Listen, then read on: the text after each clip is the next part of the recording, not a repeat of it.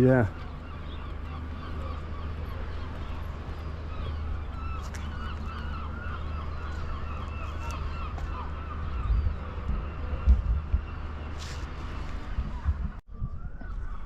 So this is Whitby Abbey. It's really quite impressive, and I can see why Bram Stoker would have wanted to use this for Dracula's house. It's very gothic, and it just screams bats and vampires at you. I can imagine it's quite something to behold in the evening. The sun's gone down and there's lots of looming shadows, but this is it.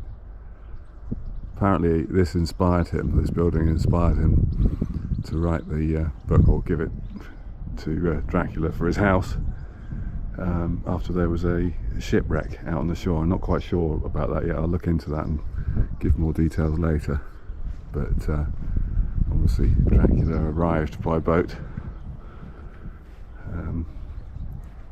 and set up shop here in what in the book is called Carfax.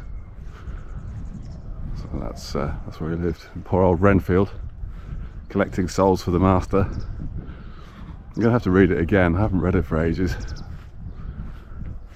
very good book. It still stands the test of time even now.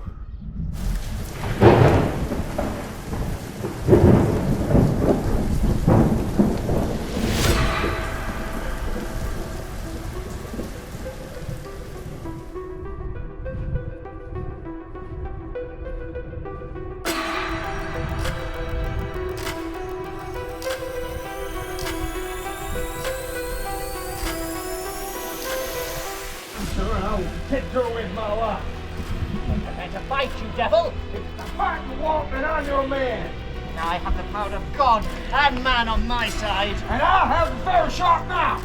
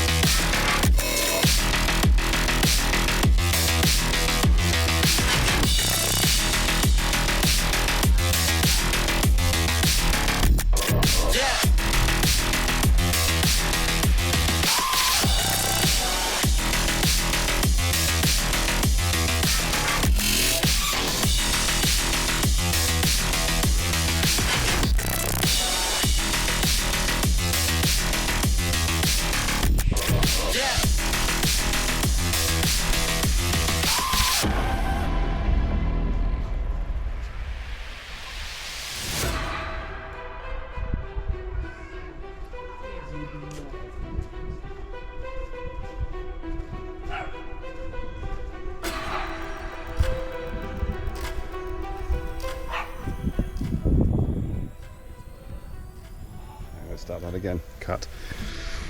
It's quite impressive listening to a clearly North Yorkshire man doing a Texas accent and slipping back into up north. Texas? Why Texas? There's a Texan in it, isn't there? I can't remember what his name now is now. Not Lucy. I don't know. I've not read it. Have you not read Dracula? No. Wow, I'm shocked. I'm going to read it to you. Okay. Have we got it on board? I've got it on Google Play Books, Ah. I think, and it was free, so it's a great book. It really is stunningly good. We should read it again.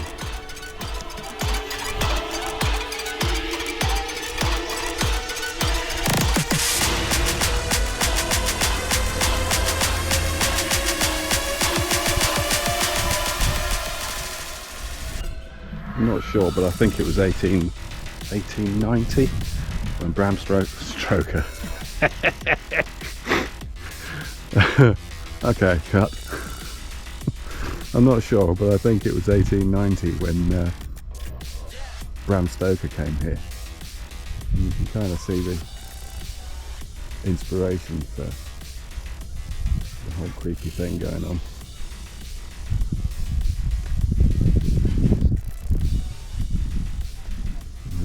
hands coming out of these graves and stuff.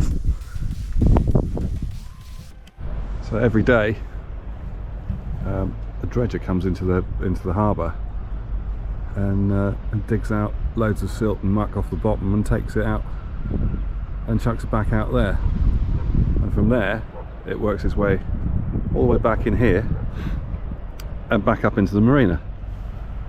So it's great. It's job creation. Anyway, that's where we came in the other day in some quite lumpy sea. Was it yesterday? It was yesterday. Day before yesterday. Yeah, it was yesterday. It's all blended into one long day because it was such a horrifically long journey to get out here. This little pirate ship thing out there as well. So yeah, in between the green and red boys, we're the fishing boats coming in now, which in lumpy sea, and watching it smash off the end of the pier heads as well. And they're not quite sure where you're going when you come in, because you can't actually see this channel up through here. As you're coming at it, you think, well, do I go down the right one or the left one? The left one will put you straight into the wall, and the right one will put you straight into the lumpy bit in the middle. And then all the way down there, all the way through the town, which is actually quite nice. I like it here. It's a good spot. I'd recommend anybody to come here, and yeah, I think you could hang out for a week and have a good time. And the fish and chips is good. Although I have seen 3 other fish and chips shops since, or 2 other fish and chip shops since we were walking through the town. You'll see like 5 there. Oh, there 5 were there. You can't throw a stick without hitting the fish and chip shop in Whitby. A little bit of beach down there as well. Some downwards. It's nice. It's a proper seaside town, and I like the pier and all that. There's an arcade over there if that's your bag. My dad would have loved that. I love a 2p arcade. Yeah, he used to love that. I was never quite sure as a kid, like, what are we doing here? I'm just poking money into this thing and it's never coming back. I like the one that you can try and grab things. Oh yeah, they're always good. With a little crane on them. So that's it, Whitby Abbey. Very nice, well worth the trip. We joined English Heritage. Yeah. Yeah, it's English Heritage. So it's a bit like National Trust kind of thing. If you join, you can go in all their places. So we joined up, and we've pretty much got our money back so far. Visiting a couple of places, of which this was one, and it seems to be sort of 25 quid to go in anywhere these days. So that's good. So if we do a couple more, we're winning. Anyway, very nice. To the glory of God and in memory of Caedmon, the father of English sacred song, fell asleep hard by 680. It's not something you hear very often.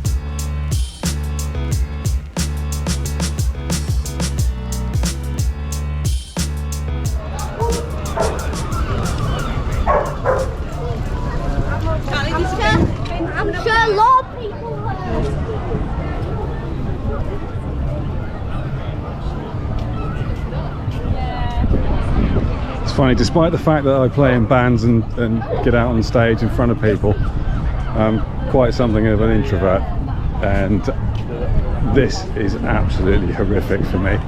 There's just far too many people. If you look out over there, it's just wall-to-wall people. The good thing today, though, is that there are quite a lot of steampunks out here, and they look fabulous. I think that's great. They're really great. But it's nice to see people being different and original.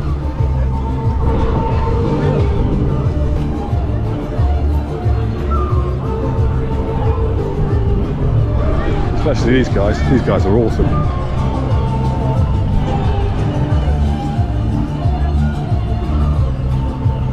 So you don't know where the place is, yeah?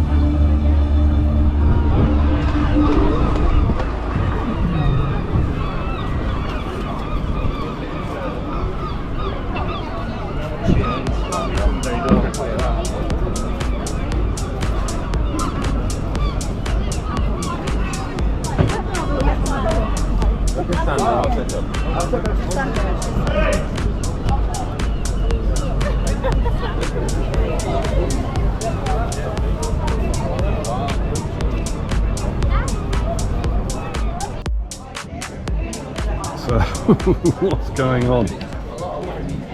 Behave. Right, so that was misbehaving itself. So we've just been in there, spoken to a nice chap who's got a lovely story, and what have we bought? Nice bit of Whitby Jet. Yeah. It's got a fascinating story. They get it off the beaches here. They do beach combing, and they make it all in house, so it's proper Whitby Jet. And it's lovely. There's a little demonstration. Yeah. It's definitely very cool. One of them. Very cool. Yeah, we've looked at quite a few different jewellery places, but none of them had that story, and you've got a demonstration of how it all works. Yeah, and they actually do it here. So there it is. Thoroughly recommended. Come and visit them. They've got a great story, and they make nice things.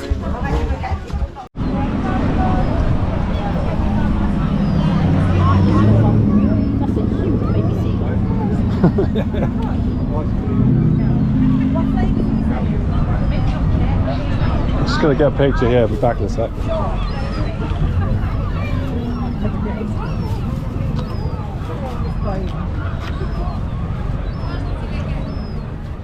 There we go. So we are just about to embark onto the replica of Captain Cook's boat, HM Bark Endeavour, and it's a bit of a replica. There's a sea shanty karaoke on board and an open-top bar and grill, which I'm assuming weren't there in Cook's days, but I've just been reading up about how he started his captaincy and his amazing skill as a cartographer, which is why he was chosen to lead the HM Bark Endeavour. So let's go and have a look and see what it's like on board.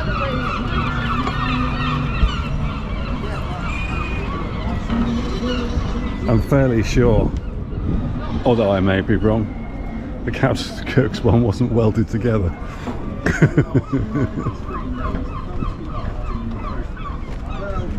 So yeah, that doesn't look very wooden to me.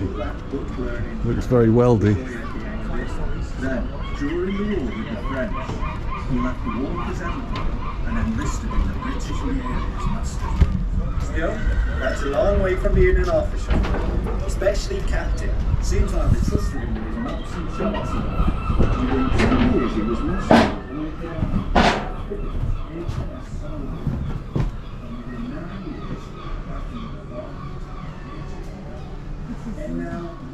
Hiya, we're just looking to get a drink. Yeah, you've got to come downstairs to get your drink. Go downstairs to get a drink. Can we go up afterwards, yeah? They're awesome.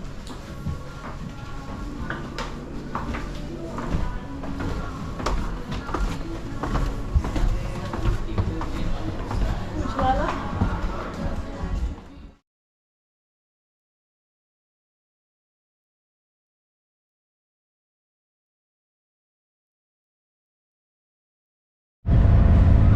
We're leaving Whitby, and how very nice it was too. It's a bit too busy for me, but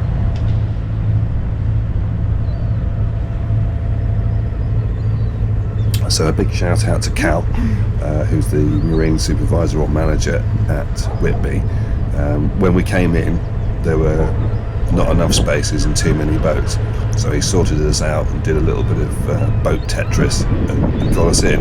He does an amazing job in difficult circumstances, and he will do the best that he can to help you out. He's a top guy, so show him a bit of love when you get there.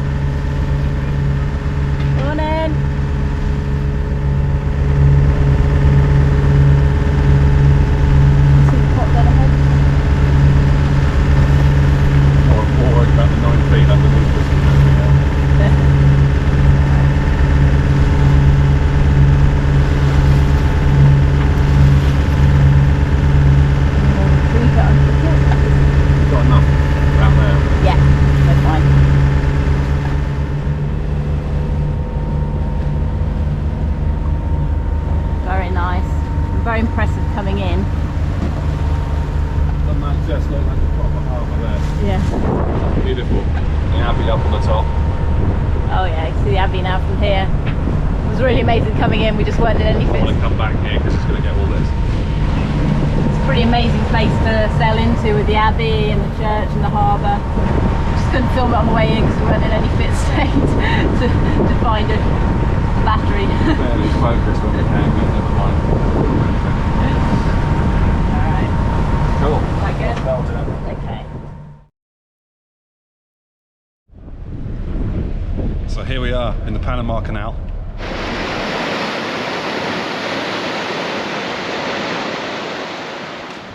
So there, right there, is the Hartlepool monkey.